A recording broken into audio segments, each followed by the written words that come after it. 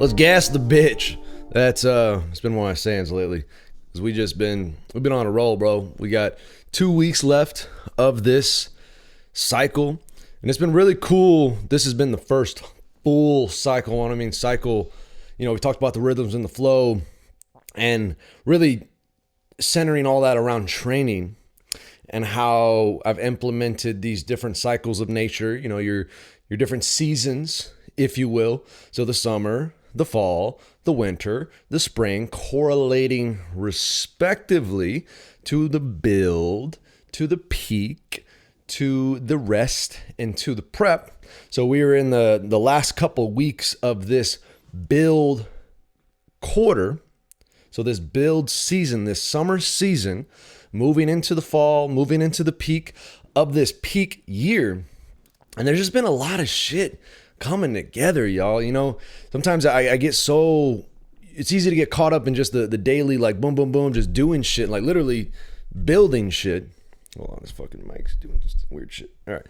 Literally building shit. And now, like, it's cool because having this known, this set in stone, like, yo, you're taking a week off and you're not doing shit, period, which is the fall break, like kind of going into the fall quarter.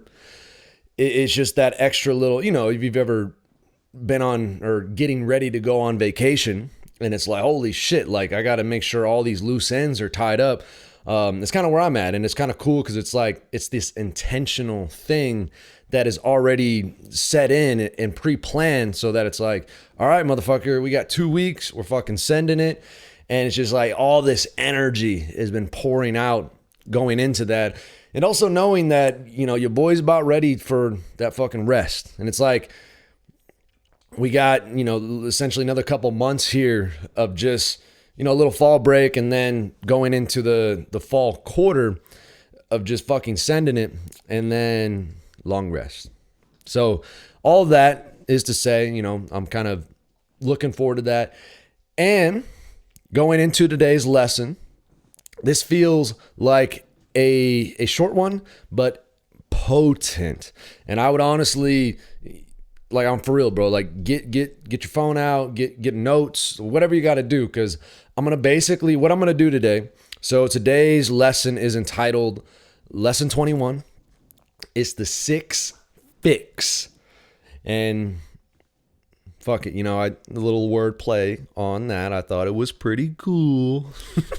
Because, you know, 6, like, because there's 6, the number 6, but also 6 like in being sick, as you'll see. Uh-oh, shit's falling. We're good.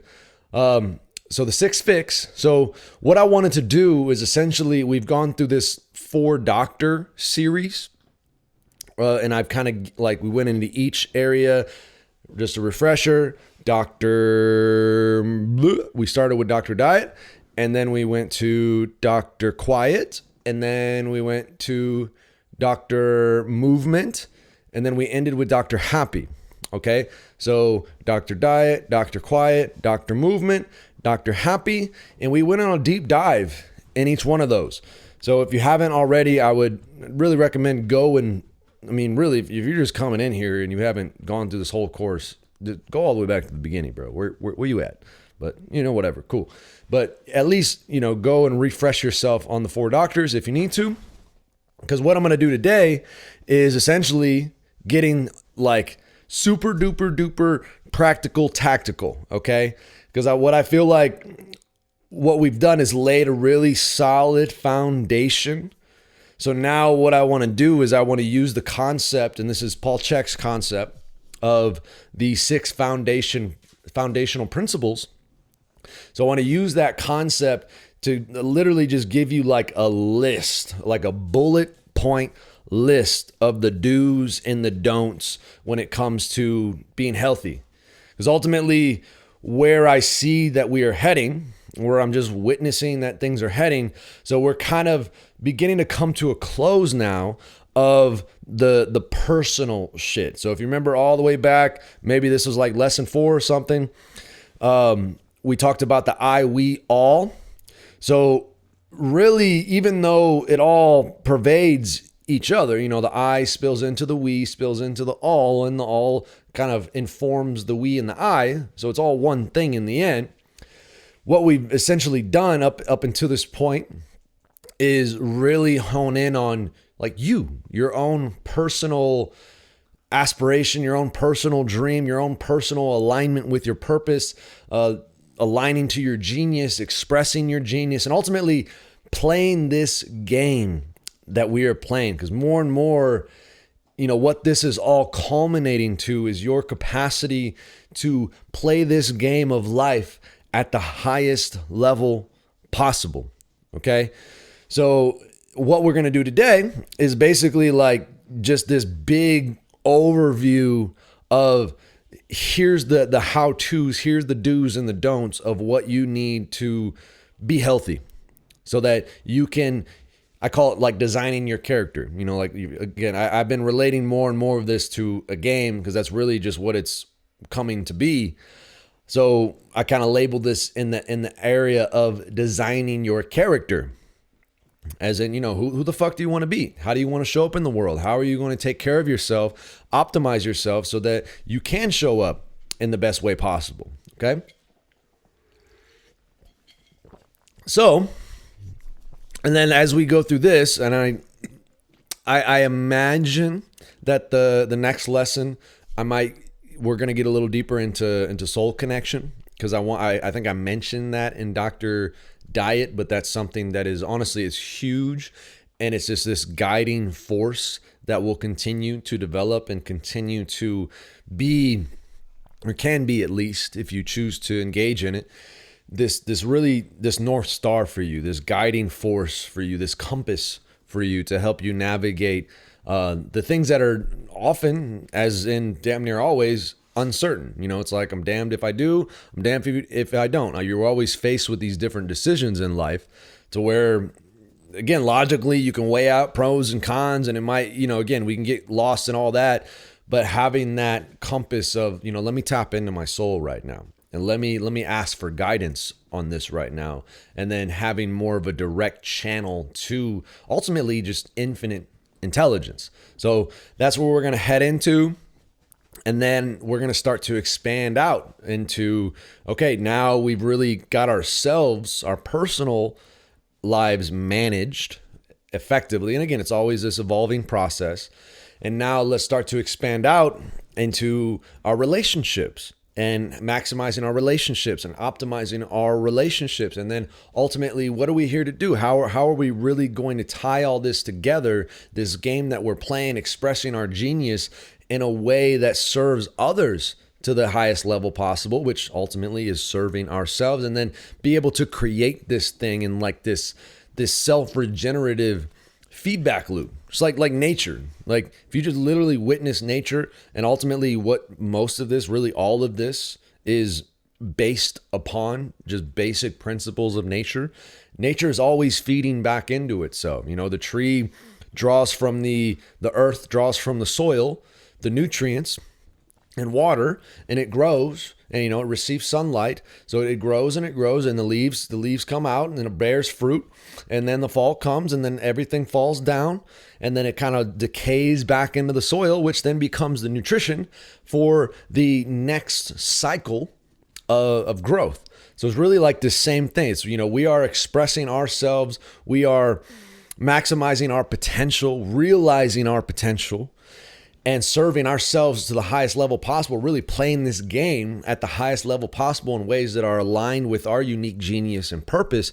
And we are setting systems in place in such a way that by us simply just doing what we do, playing the game, doing the things that we love to do, we have systems in place where everything, I call it a service flow. And this is, beyond the point, but this is why we're here.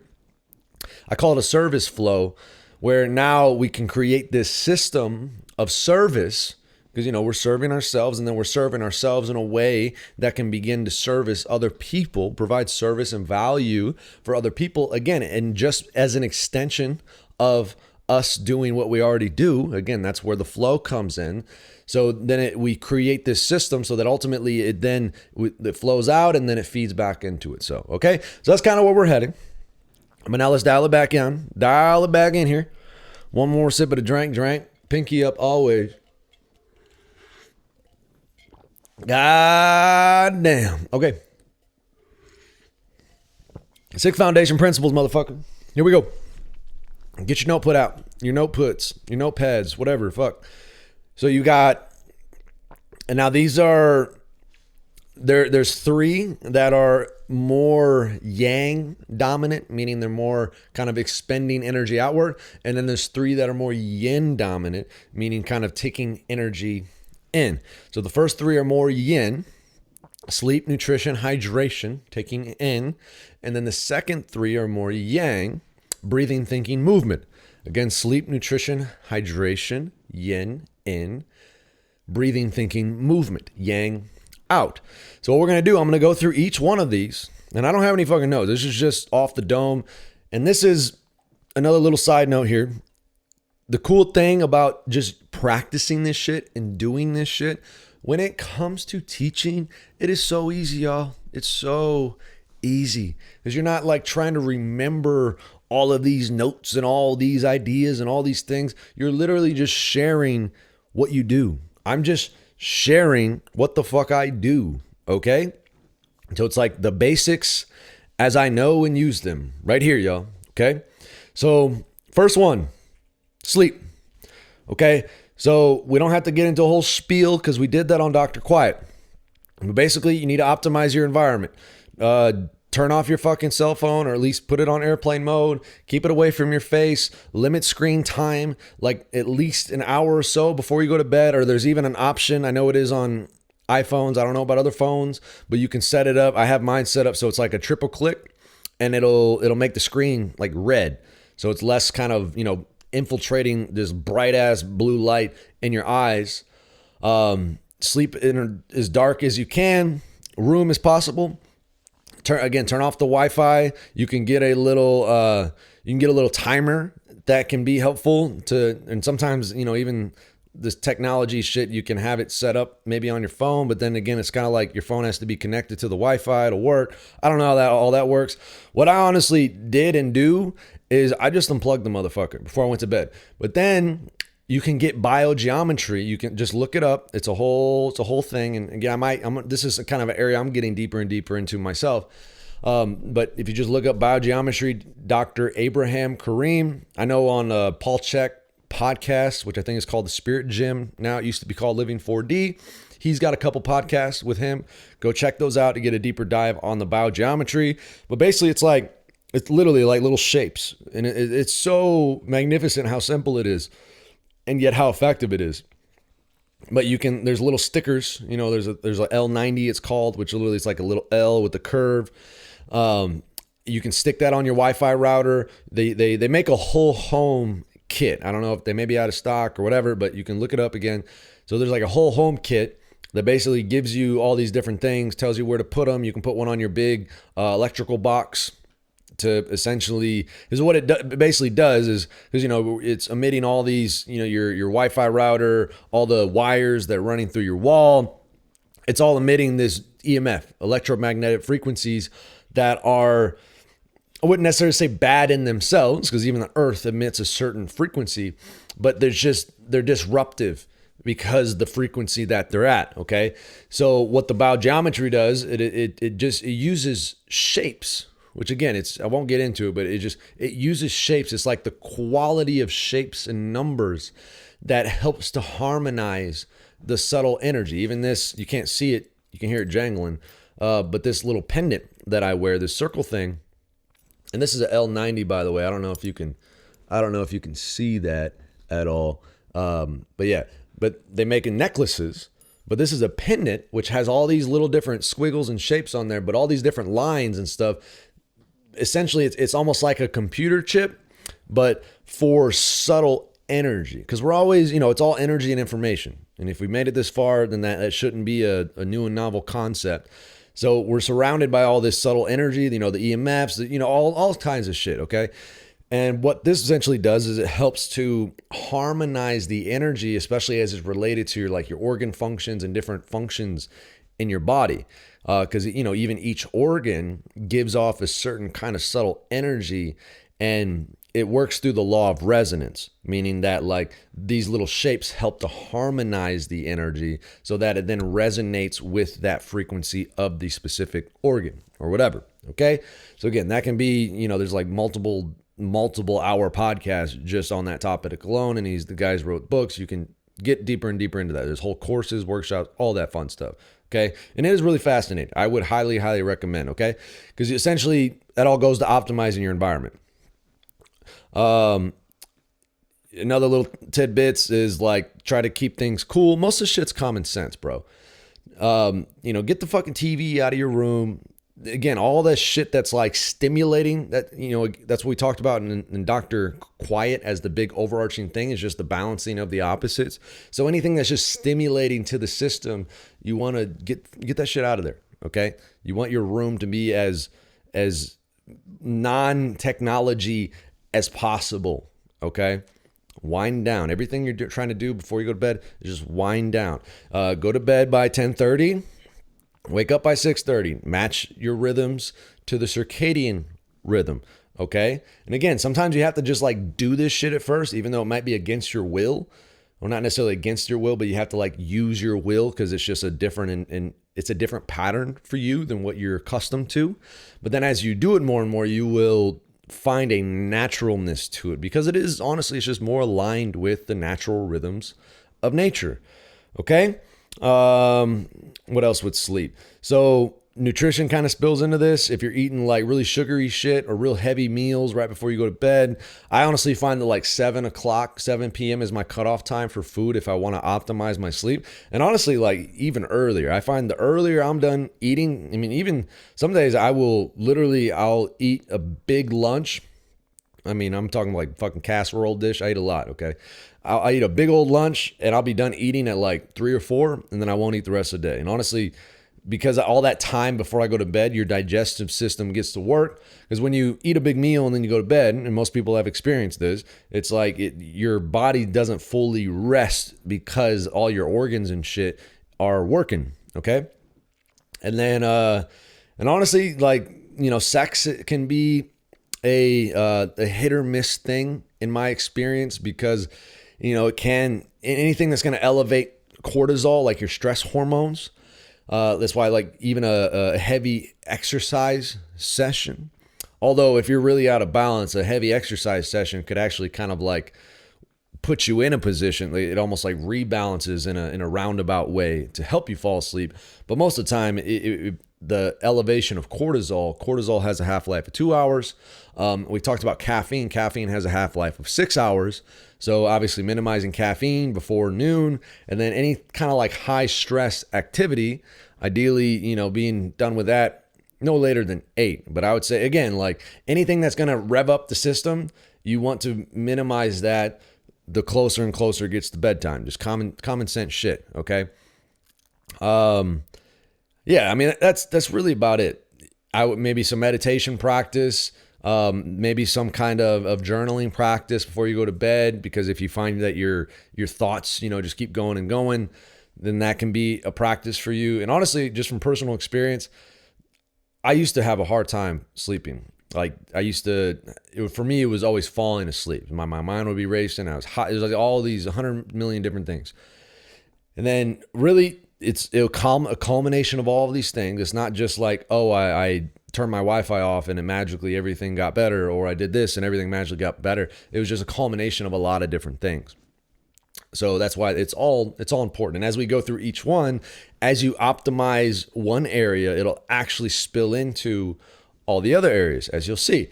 Okay, so that's sleep. Now let's go to nutrition. So again, this is a big one. We went through Dr. Diet, like heavy. So we're not going to get into the weeds, but I do just want to give you some practical shit. So don't use a fucking microwave that fucks up your food. We don't have to get into it. Just don't do it. Get a toaster oven, get some glassware. You'll be fine. Eat some cold food, bro. You'll be fine. Okay. Fuck the microwave.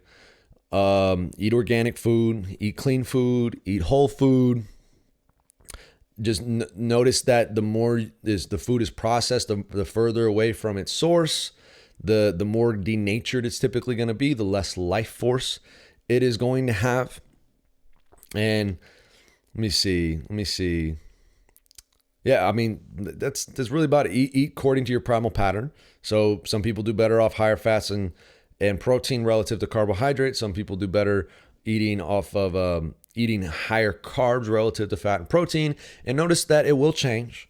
Even day to day, even, one day could be totally different from the next day. That's why it's always just paying attention, experimenting, paying attention, do your 4-day rotation like we already talked about. And yeah, just eat good ass food and do it consistently. Doing it 3 days out of the week and then fucking off for 4 days isn't going to cut it. It's like, do this shit every day. Okay. Because just like the sleep, just like all this other shit, it's going to feel weird. It's going to feel different. It's going to be a little difficult at first, but once you do it, once you gain a rhythm with it, it feels very natural. Like eating good food feels fucking natural, like breathing, because it makes you feel good. And it's not even because it makes you feel good. It's just, it feels good. And you want to do things that make you feel good. A lot of times we eat the shit food because it gives us this sense, which is usually feeding some emotional thing. It gives us a sense of feeling good for a moment. And then, unless you're just totally used to it and may not notice a difference, but if you're used to eating good food and then you eat some shitty food, it's like it feels good for a moment and then it's like, oh, fuck, okay, I don't feel so good now. All right, so that's sleep. And then we've got that's nutrition. Hydration, there's kind of different levels to hydration. So if we're talking about just water, is like all the, like an artesian well, like water that's just naturally bubbling up from the earth. That is, as a general rule, is going to be the highest quality, because water has an infinite capacity to store energy and information, or at least near infinite. Okay. There's different studies and shit like that, meaning that it's like whatever it comes into contact with, different energies, different intentions. And there's actually a guy, I think it's Dr. Emoto Mozuru. I might have fucked that up, but some Japanese scientist, he actually did studies, and a lot of people have seen this, where he took water samples from the dam, which is like a really polluted dam, and he just gave it different intentions. Like he literally just wrote shit on the jars that the water was in, like love, or he played it a song, and then he tested the different samples, and he used a microscope to see the structure of a water, kind of like when you see a snowflake. That's like the structure of the crystallized water. Okay. And he found that the different intentions of different things created a different structure in the water. So the water is actually like picking up the energy and information, and it is actually informing how the water is structured. So where your water is coming from and what it is interacting with along the way is actually very important, because that's the energy and information that's also informing your body. Because your body by weight is like 70% water, but your body by molecular count is actually like, I think it's like 99% water. Okay. So all the energy and information, and then again, this goes back to all the electromagnetic frequency shit. Anything that's going to disrupt that structure or manipulate that structure, and that's also with microwaves. Microwaves manipulate because they're vibrating. They're making the water molecules vibrate so fast, it actually changes the structure of the water, and then your body has a hard time recognizing it as food. Okay, so I look up Analemma wand. I use an Analemma wand that actually helps to restructure the water. So personally, what I do, because again, we always having to marry practicality. Like, yes, optimal is you go get get a big old glass jug, which I do have, big glass jug, and then you go on a little, what do they call it, a pilgrimage to the artesian well. And you got to make sure, even that these days, you got to make sure it's in a good environment, because you don't know what the fuck's in the earth and what's bubbling up. So, go find a pristine artesian well, and then you fill your shit up, and then you bring it back home. That would be like fucking grade A. And then you can create a water charger. That's actually a thing. Paul Chek, I think he has some YouTube videos about this, but you can make a big water charger to literally charge your water up. But the Analemma wand kind of does a little bit of that for you, just to make shit simple. But spring water would be like second best. Get spring water, and then like reverse osmosis, like purified water, would be on the third tier of that level. And then again, like, stay away from fucking plastic, drink out of glass, or at least get like a metal jar. Just stay the fuck away from plastic. It leaches a lot of shit into your water. And then you want to drink at least half your body weight in ounces of water each day. And just fucking drink good water, bro. Just drink clean water. And, stuff with water in it don't count that as water. You need to just drink straight water. And a little rule of thumb, the best solution for pollution is dilution. The best solution for pollution is dilution. Drink water, drink a lot of water. And then put a little sea salt in your water, especially if you're just getting like purified water, which again, practicality, what I do, I take my big jug, I go to Whole Foods, they got the water dispenser, which again is nothing special. It's literally just purified tap water. And I know that, but again, practicality wise. And then I use my Analemma wand to structure. And I have these gallon metal jugs that I carry around with me for the day with my water in it. And I put a little bit of sea salt in there. And that's what I do. And that does it for me. Again, like there's levels and levels. And yeah, I'll continue to level up. But again, you gotta make this shit practical as well. Okay. So that's water. And now let's go to breathing. So it's a little, might be a little weird right now. I'll probably get more into it in the course, but ideally a full diaphragmatic breath. If you put one hand on your belly, one hand on your chest, when you take a big breath in, your belly should expand first. So you should have like 2/3 of the breath being your belly expanding, and the last third goes up into the chest.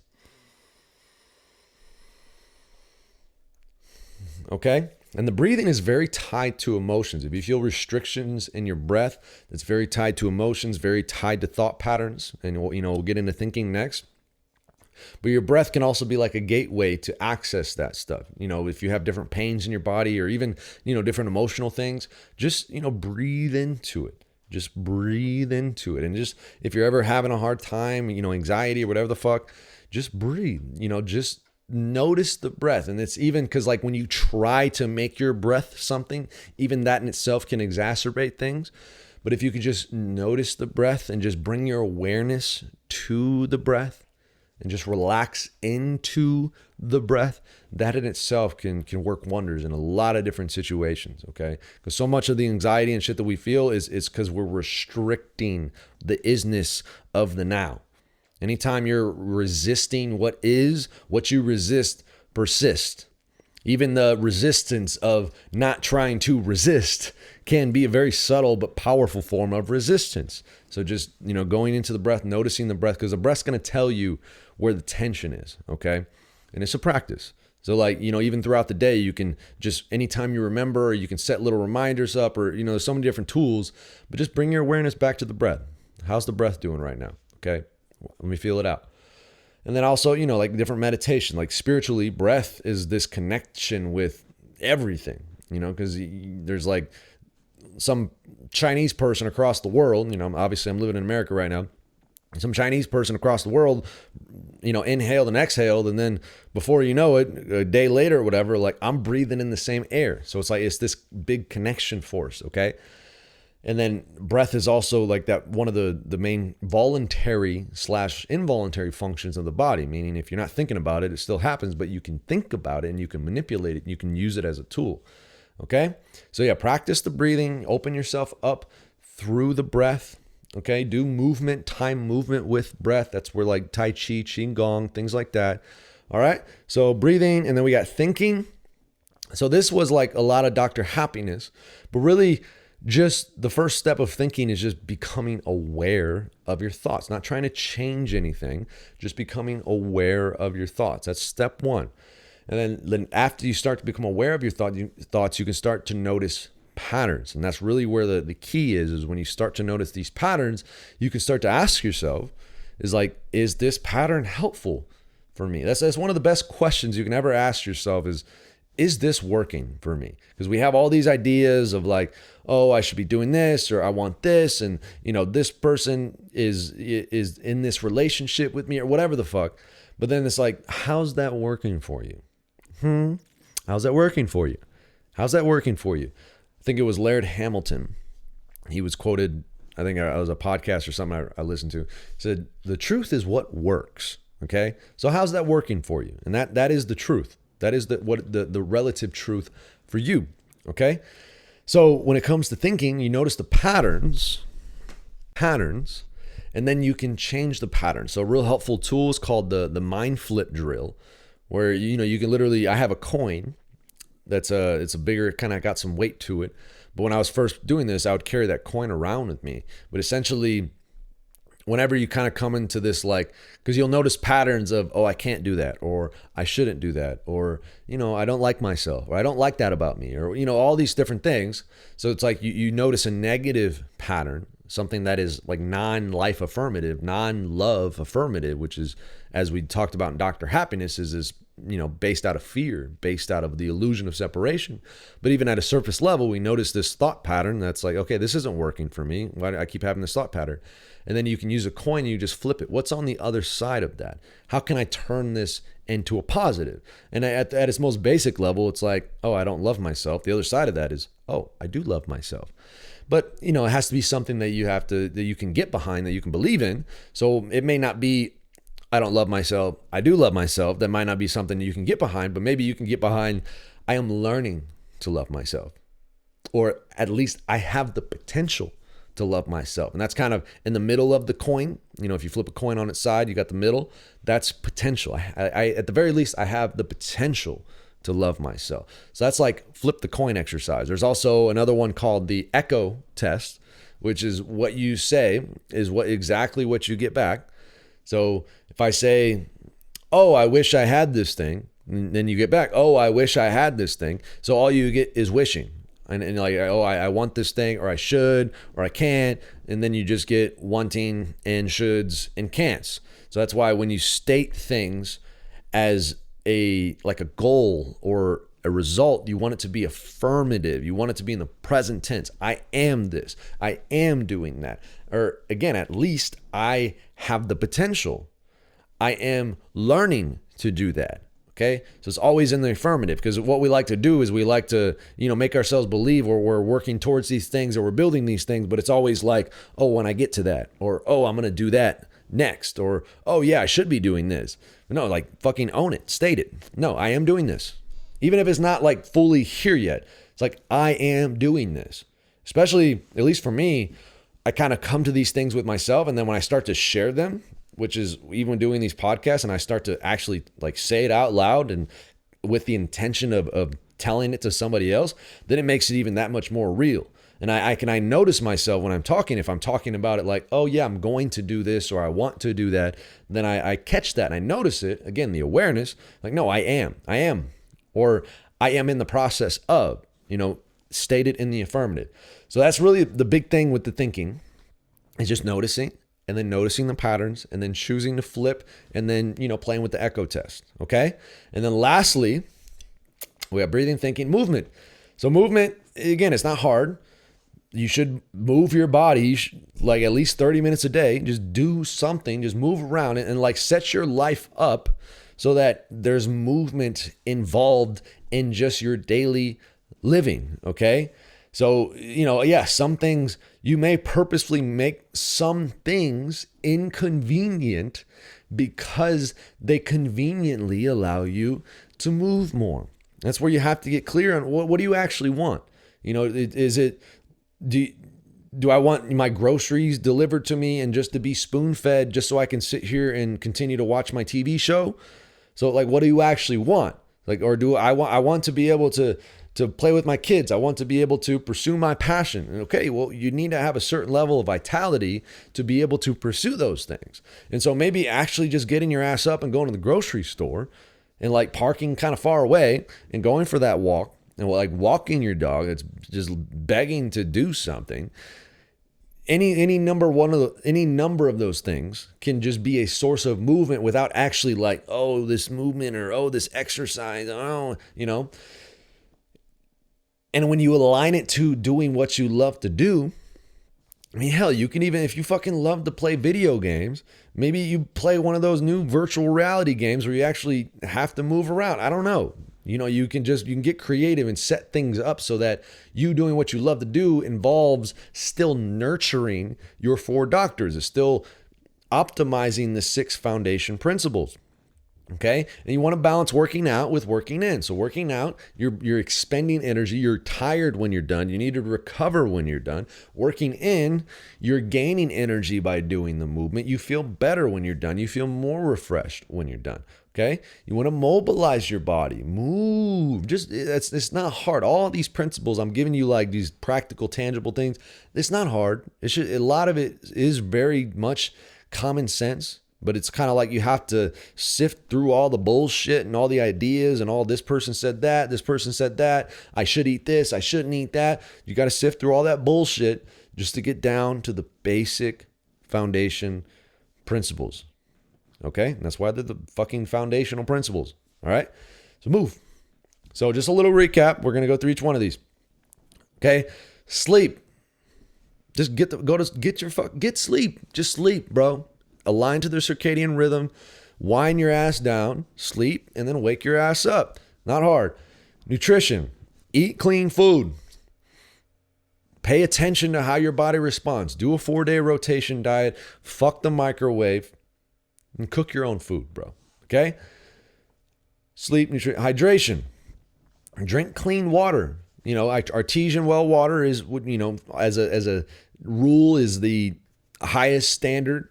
But at least get some spring water or get purified water, add some mineral salt back into that, and then use an Analemma wand to structure it. I mean, hell, you could even, if I don't have my Analemma wand, you can even just pray to your water. I know that sounds fucking crazy, but again, water has the infinite capacity to store energy and information. So you can just love your water, love your food, love yourself, because you are fucking water, bro. You'll be so amazed. Just that little practice, just love it, accept it, embrace it. Okay. Then you got, what do we got? Breathing, thinking, movement. Breathing, 2/3 in the belly, 1/3 into the chest. And I didn't mention this, but a little kind of thing if you want to play around with, because there's this thing called your biological oscillators. So you've got like an energy field of your brain, you've got an energy field of your heart, and you've got an energy field of your gut. The heart is the strongest, brain is second, gut is third, typically. I don't fucking know. That's just what they say. But if you are in alignment, and the way I look at it is like your heart is the guiding force, and then your thoughts align with the guiding force of your heart, and then your gut is like that instinctual feeling that you get in relation to kind of playing this game, navigating about the world. A little tool that you can use, and I believe this was from HeartMath, is you can time your breathing per minute. And they say about, honestly, like 12 breaths a minute is an ideal, like at rest. But you want to time your breaths per minute and then take your heartbeat. You know, you can use a pulse, whatever. Find your heartbeat per minute and then divide them together. So, you know, maybe you got 60 heartbeats divided by 12. That's an even number. If you get an even number, that's a good indicator that you have alignment between your biological oscillators. If you don't get an even number, that's a good indicator that things are out of alignment. So that's your thoughts may be out of alignment with where your heart is guiding you. You're not listening to your instincts to just eat clean ass food, so things are out of alignment. Okay, so a little tool there. So breathing, thinking, use the coin flip drill. Again, this is where meditation, different practices can become helpful. Become aware of your thoughts so you can notice the patterns, so you can objectively see what's going on. And then you can use the coin flip drill. You can use the echo test. And you just got to like rewire the circuitry, bro. You literally just got to rewire it. And then lastly is movement. Just move your body. Set your life up so that there is consistent movement. Okay. And it doesn't necessarily have to be this full on exercise program, but I'm walking up the stairs, I'm doing this, I'm doing that. And again, it's all going to be relative to your dream. Okay. So yeah, that's it, y'all. That's it. Just an overview. Again, I wanted to give you something very tangible to tie this all together. So there's no questions of what should I do? How do I do this? Because I get it. You might have to start here at these very surface level things to build into the deeper and deeper stuff that ultimately is actually the foundation of it all. I get it. I mean, that's where I started. Just like going to bed on time, eating better food. So that's where you got to start. That's where you got to start. But I didn't want to leave this without really just giving you this. So yeah, take the notes, Start practicing. Pick one thing that really calls out to you and just do it consistently. And then when that gets easy, go to the next thing. Do it consistently. And then just keep going and keep going and keep going. Consistency. I'm going to say it over and over again. Consistency is key. All right. Well, hell, there you go. That was a short one. Peace, y'all.